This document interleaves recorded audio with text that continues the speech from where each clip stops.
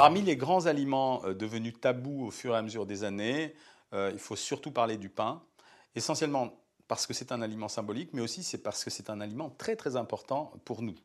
Le pain, c'est ce qu'on appelle le produit céréalier par excellence. Il est fabriqué à partir de la farine de blé et donc c'est un produit extrêmement rassasiant. De quoi est fait le pain? C'est un produit qui amène des sucres lents, des fibres et des vitamines. Mais on oublie également de dire que le pain apporte des protéines parce qu'il contient de 6 à 10 de protéines. Il fait donc partie de nos apports en protéines qui sont très très importants pour constituer la peau, les cheveux, mais aussi les organes nobles comme le cœur et le muscle. Voilà pourquoi dans nos sociétés à l'heure actuelle, il est très important d'en consommer. D'abord pour les apports en vitamine B, ensuite pour les apports en fibres, et parce que c'est le seul aliment que nous sommes capables de consommer, qui nous rassasie, qui nous apporte de l'énergie et qui n'est pas stocké. Et ça, c'est très très important pour prévenir l'obésité. Chez les enfants, on donne de moins en moins souvent du pain et on l'a remplacé progressivement par les céréales et par les biscuits.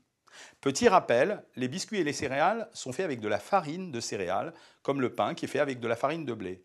La différence entre le pain, le biscuit et les céréales, c'est que le pain, c'est juste de la farine de blé et de l'eau. Les céréales, c'est du pain avec un peu de sucre, ça se compare à ça.